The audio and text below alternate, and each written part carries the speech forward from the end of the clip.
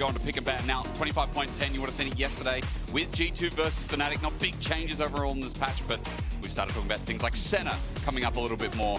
There are some crazy picks from the solo lane that are also rising their head, but we still know that Gwen, that Maokai need to be banned away in Europe. Yeah, still things like Varus, Rumble, I think Talia also starting to rise up kind of in the ban priorities. We've got some nerfs coming through, but Zhao also very top of the litter here. He's a very, very strong jungler and something that gives you a lot of control in those skirmishes in the early stages. However, one of the other things which has continued to be strong, stuff like the Pantheon Talia, I think that is the strongest combo still, even with nerfs to things like Seraph's Embrace and Leandry's as well. Talia is completely fine, especially when paired with that secondary global.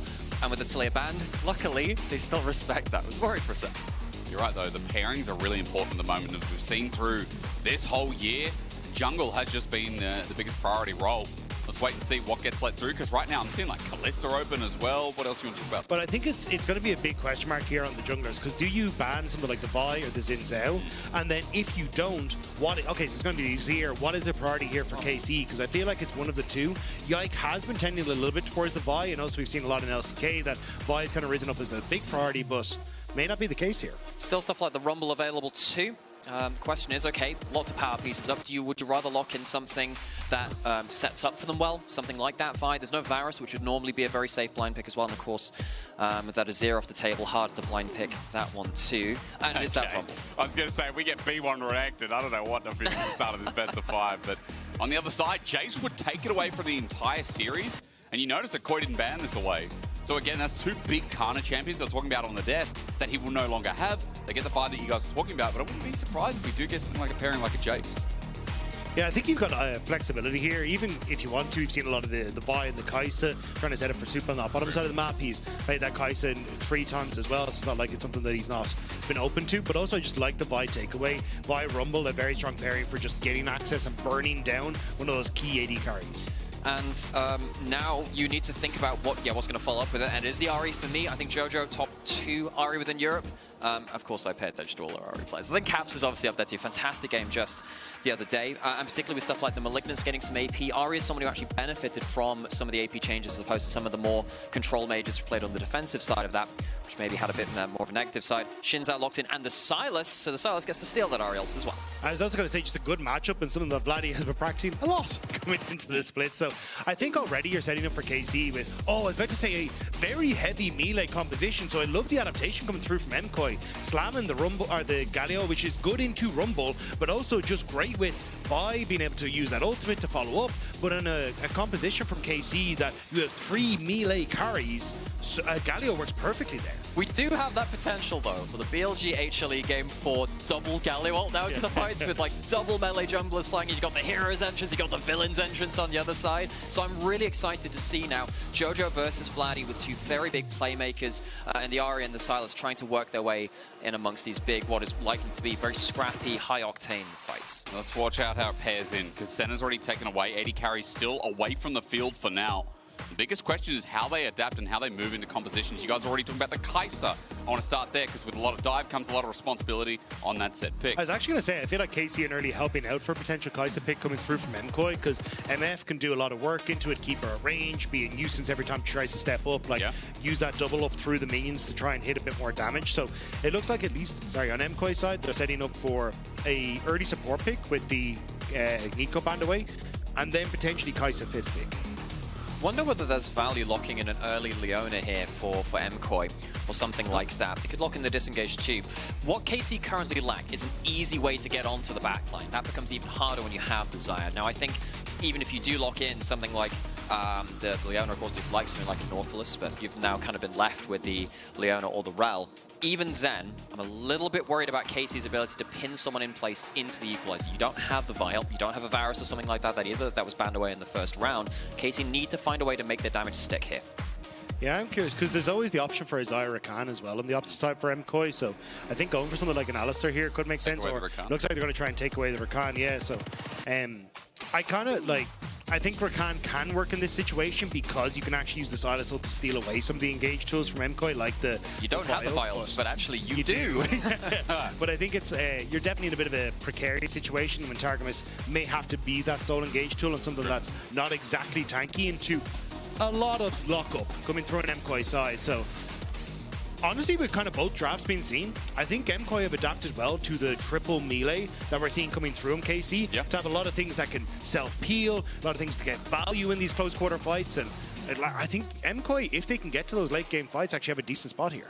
But before we get to that late game too, this is going to be fireworks. We have Vladi on Playmakers. He's been doing way more of that this split than the last one. Jojo on the Ahri, one of the best in the region of this too. Tons of engage options, tons of abilities to just throw yourself at the enemy team. And when it's KC versus MKOI, tapping into those the emotions of this matchup too, I love that. It's funny that I'd look at these with eyes closed and say, okay, well, KOI and KC really fit the identity that we're going to be selling to you today. You're going to be sitting home and opening the book because for KC, look at the individual mechanics on that roster just based off draft. You look at KOI and like, wow, they can really pull triggers early as well, which we've really known and come to know of both of these teams. These identities are fitting with the draft today. But I think it's also kind of MKOI plugging some of the maybe pain points or pressure points that I think a lot of fans were looking towards. When you look at the top side, Canna has been voted the best top laner in Europe. He has had a phenomenal split. And I think a lot of people are like, well, can Myrwn go up well against them? Well, let's just take the Galio. It's a matchup that you don't need to necessarily win. You can kind of just hold your own there. Use the fact that you have that magic damage, survive the lane, and have big impact in fights. You don't really have a pushing with aim for KC to play off. I think MKOI have kind of plugged a lot of the issues in this first round. I'm excited for it because a best of 5 in Fearless with the Spanish and French fans alike in the studio. This one sends you to G2. This one sends you to the MSI qualifier. It's our match of the week here in the LEC starter playoffs. First seed versus third. Both teams with a lot to prove, especially since KC already have come out of the woodwork in winter, have done so much better than their debut in 2024. In 2025, KC is the be-all, end-all of the LEC. Long have gone the narratives of G2 owning everyone and taking down the league with it. Like, KC are bringing it back up. But it's a case of, is it a flash in the pan, or is it here as a new era, as Yike would like to entail it to be? And I think that becomes a big question. Like, we've seen teams in the past pop up and take down a G2, take down some of our top teams. Like, we had Rogue in the past. We've seen Mad Lions previously had a couple of splits that they were able to pick up. But it's about creating that longevity. And a win here against MKOI in a decisive manner for KC would definitely put a lot of hope into KC fans. And also, KC chose this matchup. They got to choose their opponent for this. And despite the fact that, yes, you know, MKOI were coming in as third seed, they obviously saw this matchup as one that they thought they were even more favored in compared to G2. Of course, exploded that matchup yesterday, and that's obviously very terrifying for the rest of Europe. And I think MKOI have set themselves up well with the draft, as we're kind of saying. Like, you have pushing mid that you can play well around Elyoya and Jojopyun, get into the face of Yike, try and disrupt him in the jungle, and I think that kind of takes away a lot of the scariness of KC in the early stages, because Yike is very good at just facilitating lanes, letting them play through the trends, but if you're able to disrupt that kind of support system, I think that's where MKOI can look to crack open the early game. I think it's really important because on the other side as well, Elyoya is this kind of jungler who as well, once he gets rolling, which we know with KOI, he really take over the map as well. Now, it is a brief history considering that, you know, Yike, how many years been in the league, Dagda? 3 now in total? Yeah.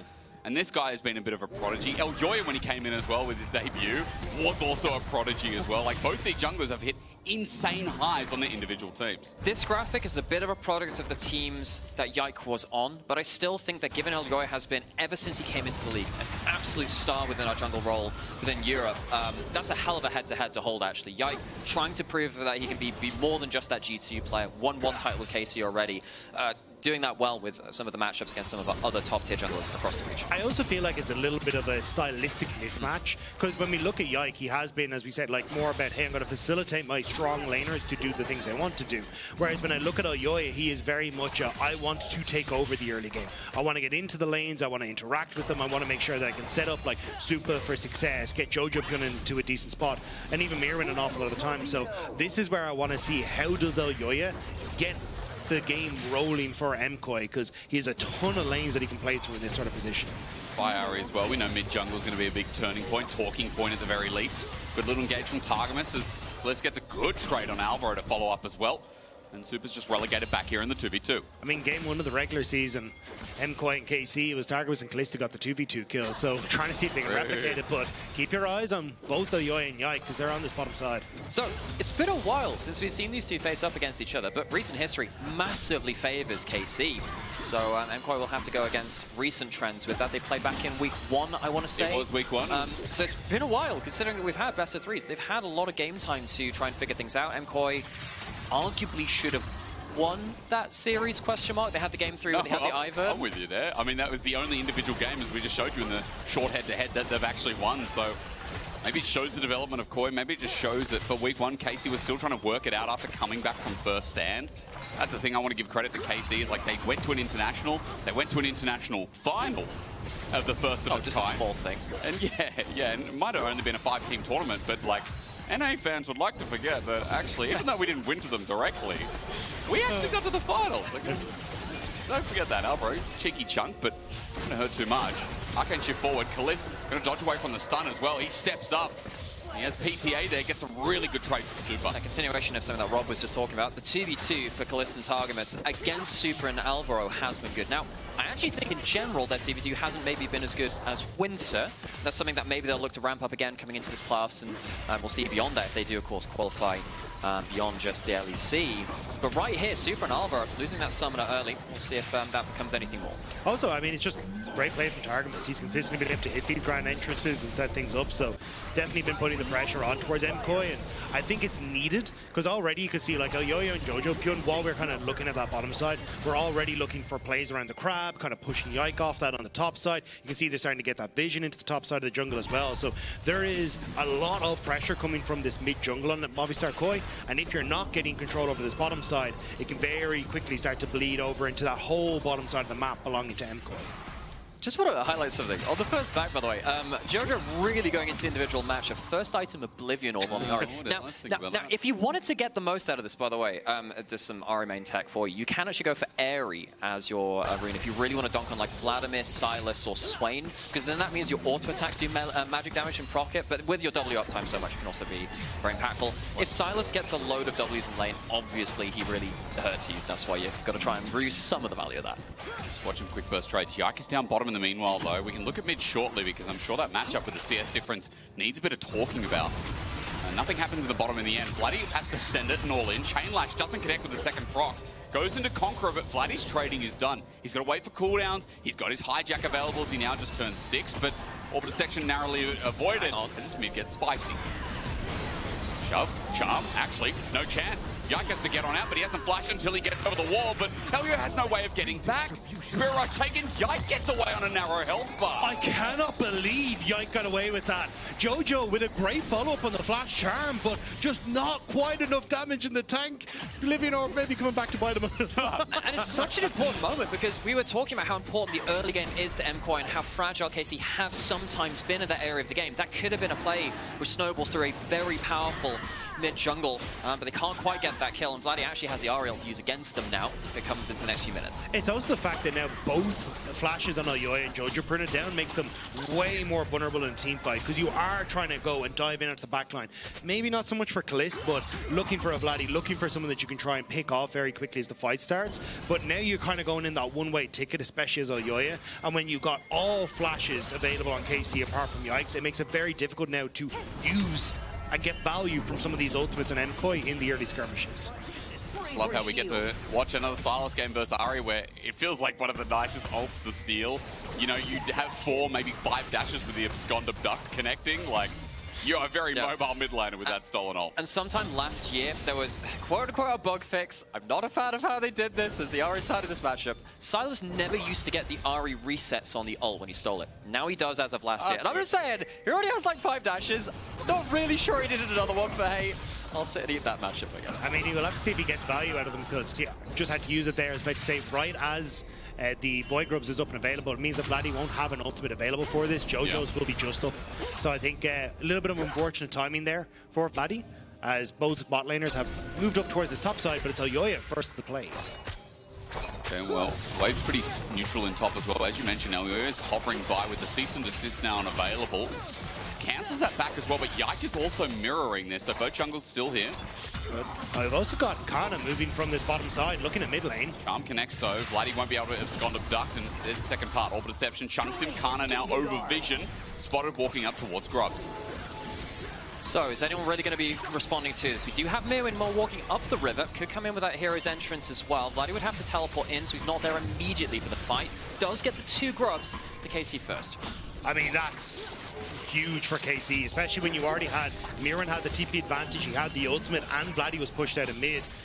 the fact you get 2 is honestly a bit of a miracle there. Yep. So KC going to be very happy to be able to back into the lanes that they need to. Even the push didn't come through from Myrwn on the bottom side, so in the grand scheme of things, you're not losing out of the wave states either. Yeah, particularly when you go for the demolish instead of something like the phase rush, which you can sometimes see on the Galio, depending on the team comp, and if you need to run away from players more than just all in, you can just demolish that tower. Galio never really gets to hit towers, but when he does, he hits them really hard with that passive.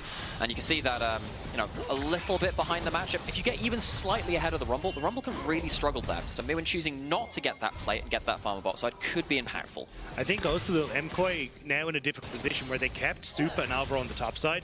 Canna could equalize the wave if he needs to, doesn't need to because Ahri get the pressure. But now Caliste can push in bot side, and you can see the KC are in position to look for the dragon setup as well. So I think MKOI fumbling their lane assignments a little bit after the take, and KC now in a position where they should have first access to this Drake. And if they get drag as well, if you like feet, then this is the game for you, because KC already starting off with 1. You get another one here. 3 feet would be crazy if you be able to just wait until at least it's all 8 of them, 8 legs. My God, that's a lot of feet. I'll tell you one thing though, I'm still on the train of they don't really matter. I'm just going to say that blandly, like, I think there's... I am talking about League of Legends. No, I'm aware now. I'm aware that you've said it's right towards the current path. Yeah. They are better on patch point 10 than they were in the last one. They are slightly less powerful, but they're cheaper, so they're more efficient, is my understanding. The actual shoes, The actual shoes themselves. If you get the feet, getting for 500 can be quite important, as the Dragon is going to be looked at by KC, but they can't finish it. Particularly with the terrain, they don't want to put their backs against the wall as a blue side team taking Dragon. Jojo TP'd in as well, so MKOI fully investing to try and make this happen. It looks like KC just going to back away. They're going to leave the farm in that top half of the map to try and get Canna a little bit of a lead. And you can see it's already opened up, right? He's actually been able to farm up effectively because of the way the lane assignments had come through from MKOI. Now you're getting the TP from Myrwn up towards that top side as well. So at least KC, when that TP comes back up, will have a teleport advantage when it comes towards the next couple of objectives. I do like that when we get, a TP in for an objective contest, potential is Targamas in River for the time being. Charm connects all Perception for the runaway. His grand escape is successful, and Vladi's there to give moral support. But for now, Jojo just there to accept the wave. I was going to say, I love when one TP is used aggressively, one's used defensively. Catches the wave top, as you were talking about, Dagda. But yeah, quick mention on Canna CS advantages. Think of them. Elyoya just chilling. Caliste is going to spot him out while that wave, not going to be any sort of a dive. Yeah, I wasn't sure if they wanted to go for it, because you can see Yike was actually in the top side. And Caliste was a bit on his lonesome, but not going to try and go for it. I think at this stage, MKOI's best bet, though, is to try and play through Jojopyun in the mid. You already see he's opened up a nice little CS lead for himself, has been consistently getting shoved. And I think if you can then rotate that pressure down to the bottom side and try and look for Caliste, that is your best bet. You've got the point and click CC. He hasn't really got anywhere to go. But at the moment, KC are doing a decent job of just constantly rotating Caliste around the map, avoiding the Supa and Alvaro matchup, but also getting Canna out of the Myrwn matchup, which is making it difficult for them to actually play through mid-pressure into a side lane correctly. I think the earlier a fight comes through from KC, the better. They do have the 1 item mark coming through for the Ezreal soon. They do have it on the Sylas red, and as you're already saying, a couple of these matchups getting a little bit more difficult to navigate in terms of your lane priority. I really want to see if KC can unlock an area of the map. They tried to go towards that dragon earlier. They couldn't really feel like an angle towards the fight there, understandably so. They hadn't hit those item breakpoints just yet. However, on the other side, the 1 item spike from MKOI is also very, very strong. This is the point of the game where you feel like the Tinder's about to get a spark put into it. And a quick note as well, new patch, this item and AP items got their nice little, let's just say nice little buff. 50 gold more, hell of a lot better stats.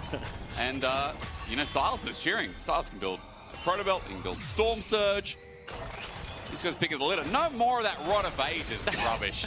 Yeah, I like how both of these champions were like the rower build. The champion identity is not really about row. I know Sylas did it way back in whenever, the season or whatever. But I am glad that they're going more towards like that 1 item skirmish burst kind of thing. Also, I want to see if they will build the Lich Bane, which has also been changed on this patch for the next one. It's very efficient, much easier to build as a second item. Cap's got it on Ahri. I've always been a big fan of Lich Bane. It's a fun one, really. It allows you to get some really unexpected damage, and particularly when the fights are going to be scrappy. Sometimes as an AD carry, you start to thinking, oh, that auto attack won't hurt. Oh no, the auto attack back hurt. So we'll see. We'll see. About time AD carries got put in their place a little bit. No? Don't you play AD carry? No. I moved away from that. I realized. Oh yeah, you got too used to getting put in your place. As AD carries. As a top laner, I just wanted to be myself again. You know, I don't want to be an AD carry relying. No. And you had Odoamne tattooed on your arm because you were a mid laner. But that's even more Chad than AD carries. Any AD carry mains will take offense, and I don't mind really. They can. And FLICKR is not in the studio today. Yeah, that's all right. He'll listen in after 14 days straight. As that's Ghost out from Supa. All it took was Caliste running at him as no Ghost for the 55 seconds till Herald spawn. Yeah, that's a very cheap summoner, but Supa wanting to make sure he wasn't chunked out. This actually highlights one of the better parts of Caliste's game. He's very good at sitting in mid lane and controlling the mid wave and taking very, very good fights around it as well when the opportunity arises. All of the montage plays that came from Caliste were actually around that part of the game in the last week or two. Getting that summoner there, another example of it. It also, though, kicked MKOI out of this bot side jungle because they were kind of setting up for a play on towards Vladi with both Elyoya and Jojopyun looking at that bot lane tower, but now you've got a position where you could potentially try and look for the Rift Herald take when it spawns, but it looks like KC want to just defend this pressure from MKOI on the bottom side and make sure that Vladi can farm up successfully. All right, finally with Malignance. Let's see how this party gets started. 5 seconds, TPs are back up. Sorrel laners are in action then. But I'm just looking across the Rift to see if there's any irregularities. Trinity Force for Caliste is nice instead of going for Manamune first. And first ping is coming up from Yike as well as Vladi's getting pushed in. And Jojo hits 11 first. Yeah, I'm trying to keep my eyes on where Alvaro's going because you can see now Rift Herald has been started by Yike. This is what we're talking about. You kind of push MKOI into that bottom side. And now Yike has first move up towards that top half. But a reset coming through from Vladi means that there's no real counterplay. Actually, they're going to move Targamas in to help cover him on that bottom side, but Alvaro and Elyoya are not really in a position, so the cross maps for MKOI haven't really been finding much when KC are getting these objectives. Easy peasy. I mean, this has just been all objective game for KC in the early game. Obviously, outside of that Dragon, we're going to start here for the swap. And if you're KC, I think this is where your comfort zone is, right? Like when you think to KC's victories, it hasn't been, hey, we're going to get a big lead or maybe even a lead at these stages of the game. It's been, hey, we rely on these late game optional. Yeah, but as you can see there, I think MKOI have been significantly better at getting these early leads and powering through them to try and find the success. But a good ramp, at the moment, it's been a fairly even affair. With MKOI, at least, I think having these extra dragons should secure them a little bit of a buffer when it comes towards the team fights. Especially when they have the one true tank on the Rift who has an extra mountain dragon with them too. Just the base stats really nice onto that Galio. Obviously, getting a little bit bullied around by Canna here, actually, dropping a lot of CS. I wonder, actually, whether that's just due to the lane allocation and missing waves, and instead giving over to Supa and Jojo across the map. But that's something to keep an eye on. Can't afford to fall too far behind. Because we're in an even game, we do get that wonderful part where we get to see two of our top bunch of teams fighting for potential international qualification if they were to win tomorrow as well and go up against G2. It's a team fight against each other. It's not just about just all of the strategy and the big brain thoughts. You actually just get to see some fist bed and some bare knuckle fighting, especially with these comps. It's what I wanted to see out of them, and we're getting towards some real explosive moments eventually in the game. Yeah, I think it's just the pace that KC are playing with. Like you can see here, they've already pushed in bot, immediately rotate mid. Now ripped out onto mid tower, forcing the double TP actually from MKOI. But it means now you're MKOI are kind of overreacting to the play because Canna's still pushing in top side. So now as you filter back out as MKOI to the side lanes to try and manage the pressure that KC have, KC can now just recollapse a mid lane and get the mid lane tower anyway, right? So I think these are where it's small mistakes on the map plays where KC are just, not a huge amount, but just slowly whittling themselves a bit of a goal.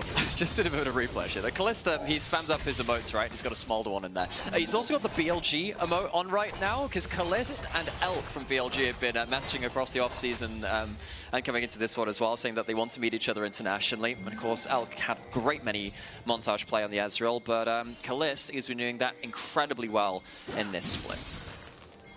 18 minutes in now. I've just requested longest first blood in the history of LEC. Look, I know when we came out of that draft. It's way longer. Is it actually? It was in a road game. We came out of the draft thinking, triple melee, top side, surely we've got to get a load of fights. We have been very EU Xayah running one of his champions now, But if I'm KC, I'm happy with this because I am avoiding these moments where MKOI can look for picks. Again, like Elyoya and Jojopyun, as this combo is incredibly strong. We're not playing in towards, hey, we're all going to dive in and Myrwn's going to get a ton of value out of this ultimate. It's been slow and methodical and KC kind of playing through their map states, and I think this is the correct thing to do as KC, is just work through it. And I think it's now an MKOI to look for pick on Canna, which would actually be perfect. I mean, the device cease and desist being used. Canna being caught out with 1.12k gold means that he flashes away and the turret goes down in response. KC get the gold, Canna down as summoner. Still no blood on those white shirts. And MKOI haven't found that moment to pull the trigger on the Vile Ultimate and punish someone who's out of position like that more heavily than that. This is a problem. KC have been getting the better of the plates. They've been getting a huge advantage in this top lane. Yes, the Sylas behind against the Ahri, but there's still Sylas with loads of good ults still. You're not too worried about that matchup.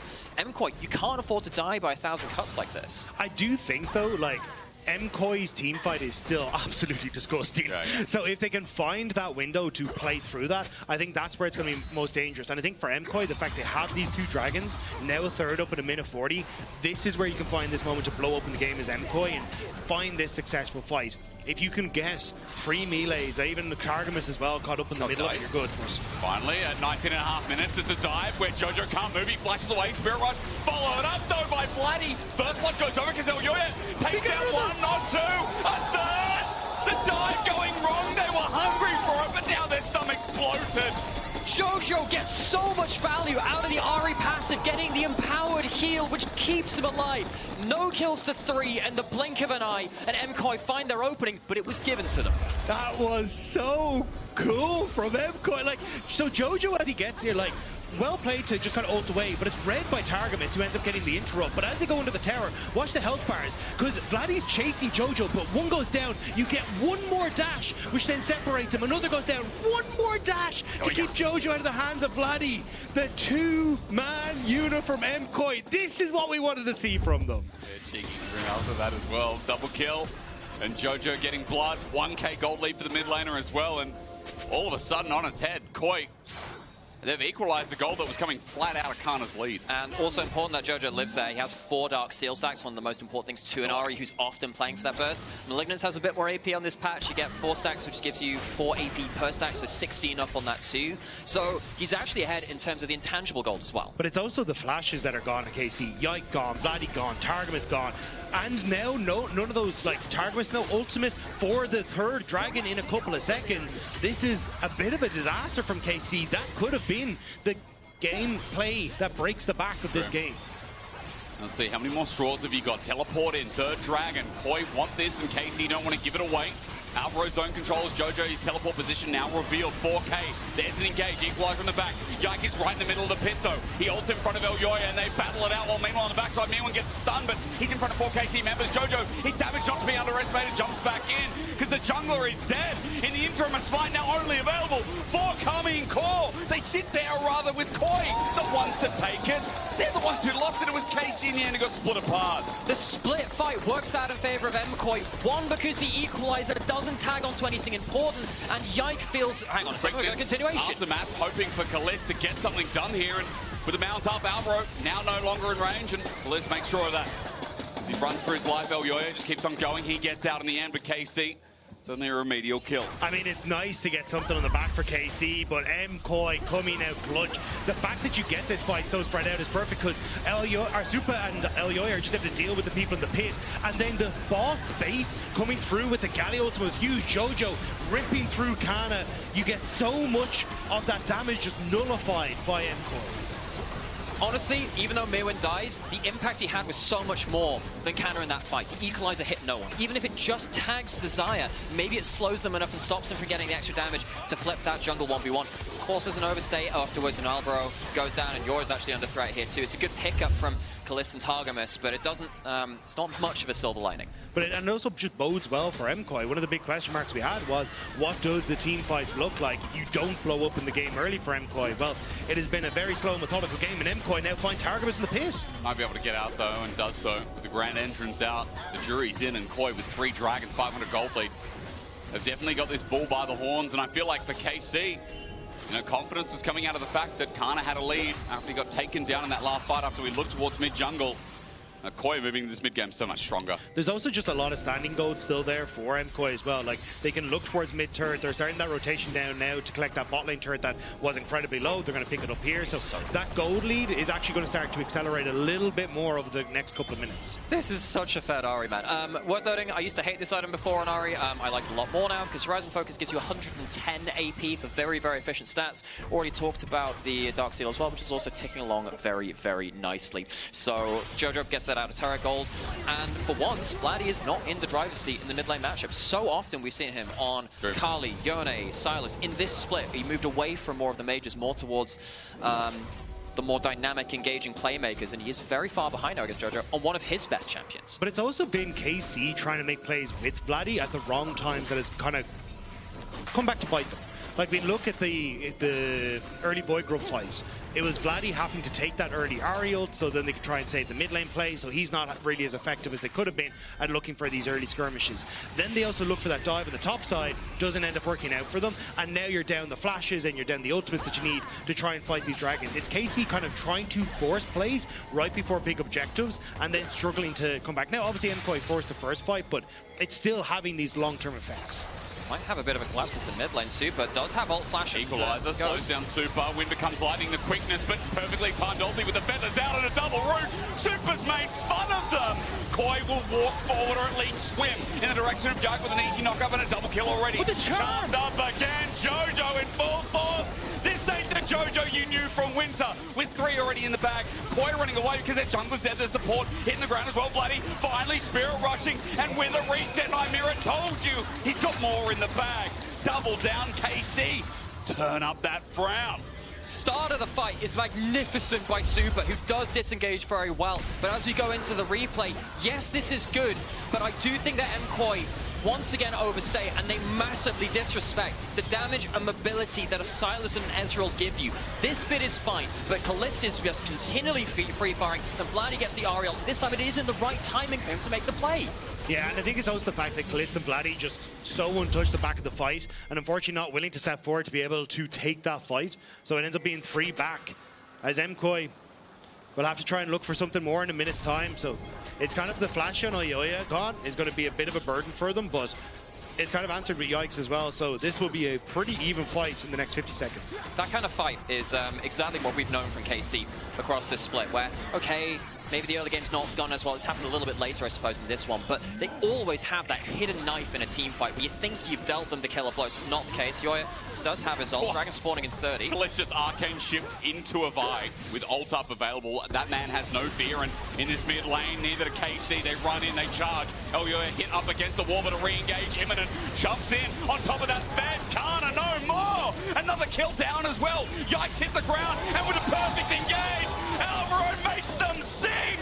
KC don't know what hit them until they get hit by the mouth of the horse. It's KOI running him down again. KC thought they found their moment to jump onto MKOI, but MKOI smacked them down where they stand and will pick up the soul as their prize. I think a lot of people looking at KC versus KOI would have maybe thought, okay, KC, you're just above them now. First stand finalists, champions of Europe. I think MKOI giving us a great reminder here that all the way through this split, they have had great games versus the top teams. They are very much in this conversation. Initially, it was an overstate, but of course, it was not as simple as that. But it's the fact that they went in without having Vladi in the picture, and also into this choke point where you have both Myrwn and Alvaro being able to play forward and keep that follow-up from KC from really being able to do much. Like, Caliste had to overextend so much to try and follow up there, and MKOI punish fantastically. MKOI with this soul now, and Dragon up and Baron up and available for them as well. This is a tough battle for KC. 1200 gold lead. She mentioned soul. Baron stares them in the face. KC having blue side is kind of the nicest part of this, where they can just walk in, get some defensive vision. But KOI right now running the rift with an 80 carry. He's not even ahead, but an 80 carry who feels like he should be because he is also running the game. Just compositionally, so much easier for the Xayah to play out this game. Yeah. And now the Hex Soul is in. The mobility we said that was really, really helping Vladi and Caliste in some of these earlier fights. Going to be hard to play around. You get tagged by that slow suddenly, maybe Vi can get in range for that second Q. Maybe someone like Jojo can land a charm a little bit easier because you're slow during that time too. KC, the barrier for execution just got a lot higher.